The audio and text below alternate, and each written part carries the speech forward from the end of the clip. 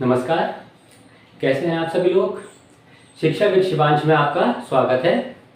आज हम करेंगे विज्ञान डीएलएड तृतीय सेमेस्टर के लघु उत्तरीय प्रश्न।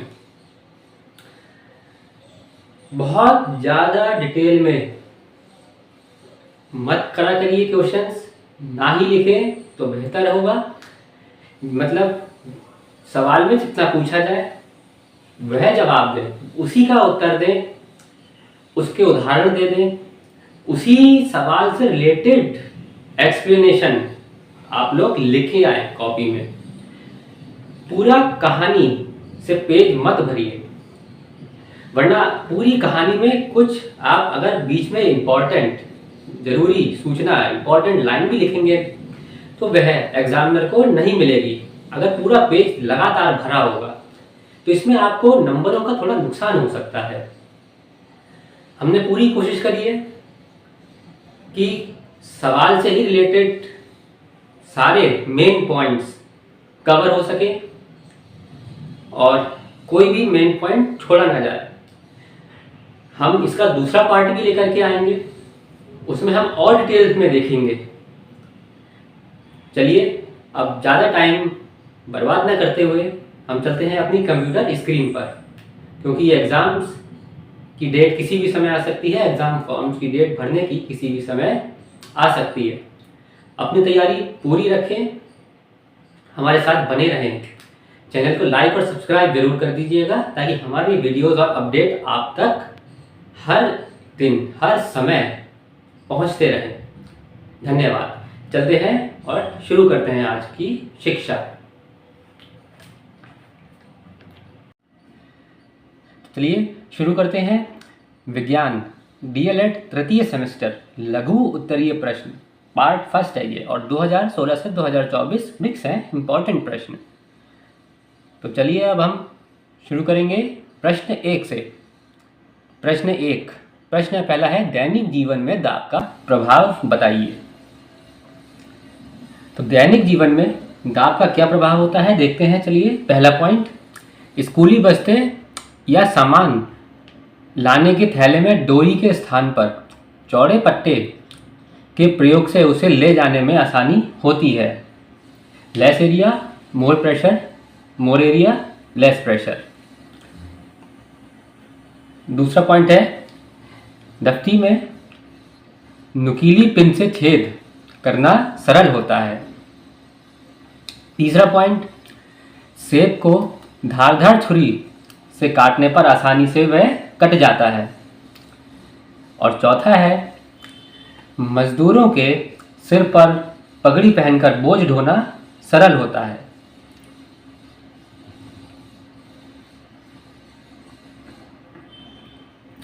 प्रश्न नंबर 2, वायुमंडलीय दाब क्या है स्पष्ट कीजिए। उसका उत्तर है, पृथ्वी के चारों तरफ वायु है, मतलब पृथ्वी चारों तरफ वायु से घिरी है। पृथ्वी के चारों ओर वायु का यह आवरण वायुमंडल कहलाता है। वायुमंडल लगभग 100 किलोमीटर की ऊंचाई तक फैला हुआ है और वायुमंडल के कारण पृथ्वी की सतह पर जो दाब लगता है वह दाब वायुमंडलीय दाब कहलाता है। वायुमंडलीय दाब को हम इंग्लिश में एटमॉस्फेरिक प्रेशर भी कहते हैं। इसका उदाहरण है, एक रबर चूषक लेकर इसे मेज की चिकनी सतह पर रखें, मतलब एयर टाइट। इसे नीचे की ओर दबाकर छोड़ दें। अब इसे ऊपर की ओर खींचने में कठिनाई होती है क्योंकि अंदर की कुछ वायु बाहर निकल जाती है।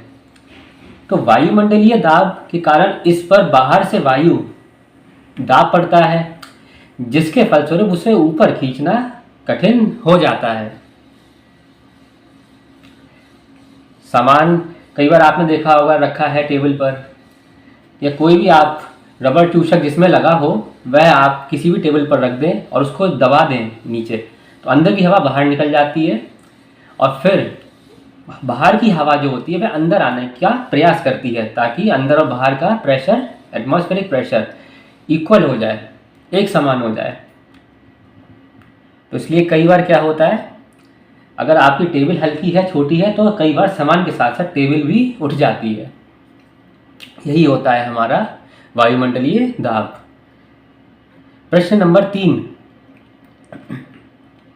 वायु दाब का मापन कैसे किया जाता है? प्रामाणिक वायु दाब किसे कहते हैं? तो इसका उत्तर है, सतह के एकांक क्षेत्रफल पर लगने वाले वायुमंडल की वायु के भार से वायु दाब का मान ज्ञात किया जाता है। और वायु दाब क्या होता है?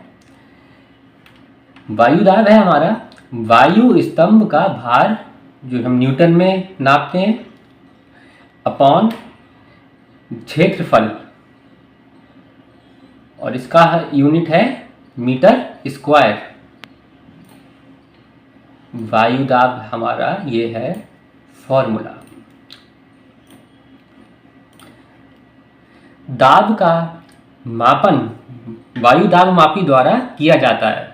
समुद्र तल पर वायुमंडल का दाब के पारे के 76 सेंटीमीटर ऊंचे स्तंभ के दाब के बराबर होता है, और इसका मान 1.013 इंटू 19⁵ यानी 19⁵ न्यूटन पर मीटर स्क्वायर होता है। इसे प्रामाणिक वायु दाब कहते हैं।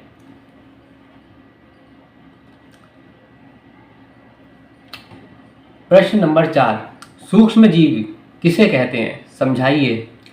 तो उत्तर है, सूक्ष्म जीवी वह जीव होते हैं जिनको हम सूक्ष्मदर्शी के द्वारा ही देख सकते हैं। सूक्ष्म जीवों को नग्न आँखों द्वारा देखा नहीं जा सकता, जैसे विषाणु, प्रोटोजोअन्स, सायानोबैक्टीरिया, जीवाणु आदि। जैसे हमारे हाथ में भी कई तरह के बैक्टीरिया और वायरसेस होते हैं, लेकिन हम उनको अपनी नग्न आँखों से नहीं देख सकते किसी भी सतह पर। ये इसलिए हम लोग कहते हैं कि साबुन से हाथ अच्छे से हमें निरंतर धोने चाहिए, ताकि ये सूक्ष्म जीव खाने के साथ हमारे अंदर शरीर में ना चले जाएं। प्रश्न नंबर 5, ऊष्मा का संचरण क्या है? इसकी कितनी विधियां हैं? तो उत्तर है, ऊष्मा का एक स्थान से दूसरे स्थान तक जाने को ऊष्मा का संचरण कहा जाता है। इसकी 3 विधियां हैं। पहली है चालन, दूसरी है संवहन, तीसरी है विकिरण। तो इसको हम थोड़ा डिटेल में पढ़ेंगे क्योंकि ये लघु प्रश्न है। तो पहला है चालन। चालन के द्वारा ऊष्मा पदार्थ में एक स्थान से दूसरे स्थान तक पदार्थ के कणों को अपने स्थान का परिवर्तन किए बिना पहुंचती है। ठोस में ऊष्मा का संचरण चालन विधि द्वारा होता है।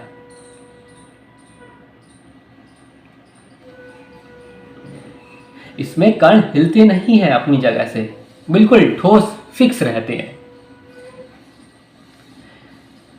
संवहन ये दूसरी है विधि। तो इस विधि में ऊष्मा का संचरण पदार्थ के कणों के स्थानांतरण के द्वारा होता है। इस प्रकार पदार्थ के कणों के स्थानांतरण से कई धाराएं बहती हैं, जिन्हें संवहन धाराएं कहते हैं। और ये कहाँ होता है? ये गैसों में तथा द्रवों में ऊष्मा का संचरण संवहन द्वारा ही होता है। वायुमंडल संवहन विधि द्वारा गर्म होता है। और विकिरण ये है हमारी तीसरी विधि। तो इस विधि में ऊष्मा का संचरण बिना किसी माध्यम से एक वस्तु से दूसरी वस्तु में हो जाता है या होता है। और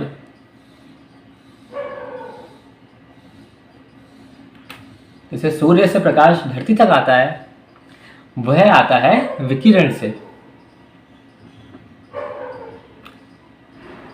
प्रश्न नंबर 6, प्रकाश क्या है? निर्वात में प्रकाश की चाल क्या होती है? प्रकाश एक प्रकार की ऊर्जा है जो विद्युत चुंबकीय तरंगों के रूप में संचरित होती है। प्रकाश की तरंग दैर्घ्य देखते हैं कितनी होती है, 3900 यानी कि 3900 आर्मस्ट्रॉन्ग 7800 आर्मस्ट्रॉन्ग के मध्य होती है। निर्वात में प्रकाश की चाल 3 गुणा 10⁸ मीटर पर सेकंड होती है। हम संख्याओं को एक साथ नहीं बोल रहे हैं ताकि आप लोगों की आसानी से आप लोग इन संख्याओं को समझ सके।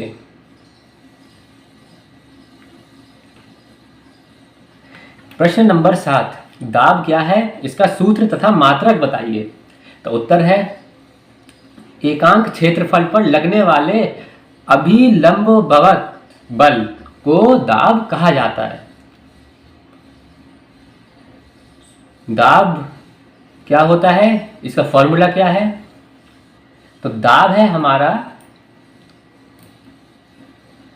बल बटे क्षेत्रफल, यानी कि pressure is equal to force upon area.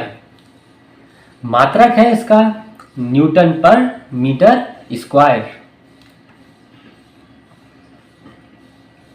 ये देखिए, आरोपित बल के परिमाण में वृद्धि एवं क्षेत्रफल में कमी होने पर दाब में वृद्धि होती है, एवं बल के परिमाण में कमी एवं क्षेत्रफल बढ़ने से दाब में कमी होती है।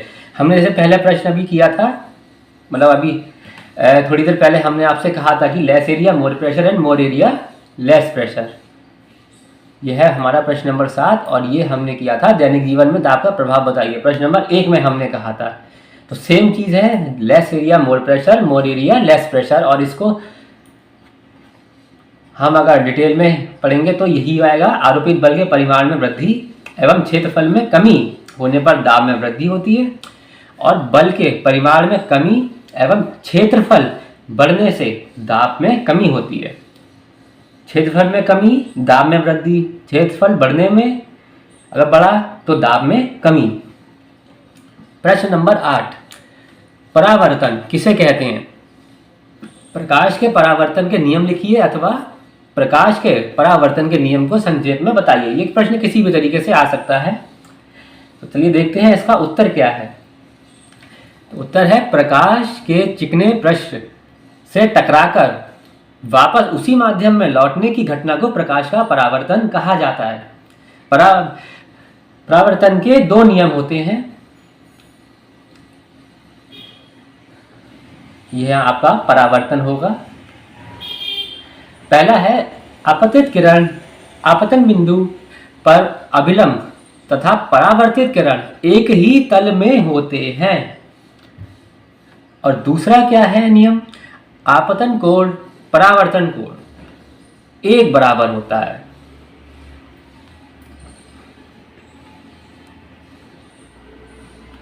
यही 2 नियम हैं। आइए देखते हैं प्रश्न नंबर 9, ताप मापने के पैमाना क्या कहते हैं? क्या है? परम शून्य ताप किसे कहते हैं? तो उत्तर देखते हैं। तो ताप मापने के पैमाने क्या क्या है? फ़ारेनहाइट पैमाना, दूसरा है रोमर पैमाना, तीसरा है सेल्सियस पैमाना, और चौथा है केल्विन पैमाना। रोमर पैमाना हम बहुत कम यूज़ करते हैं, आजकल बहुत कम उपयोग में लाया जाता है। और थर्मामीटर में आप लोग देख ही सकते हैं, अगर बुखार आता है तो नॉर्मल थर्मामीटर हम जो लगाते हैं उसमें फ़ारेनहाइट में भी आता है हमारा ताप और सेल्सियस में भी आता है। तो ये है परम शून्य ताप किसे कहते हैं? तो किसी भी वस्तु का ताप -273 डिग्री सेल्सियस यानी कि -273 डिग्री सेल्सियस से कम नहीं हो सकता। इसे परम शून्य ताप कहा जाता है। केल्विन पैमाने पर इसे 0K लिखते हैं, यानी कि 0K लिखते हैं, अर्थात 0K इज इक्वल टू, तो 0K हमारे बराबर होता है -273 डिग्री सेल्सियस, तथा 0 डिग्री सेल्सियस हमारे बराबर होता है 273K यानी कि केल्विन। आइए देखते हैं अगला प्रश्न। प्रश्न नंबर 10, विशिष्ट ऊष्मा क्या है? मात्रक बताइए। यहाँ आपका आएगा ऊष्मा।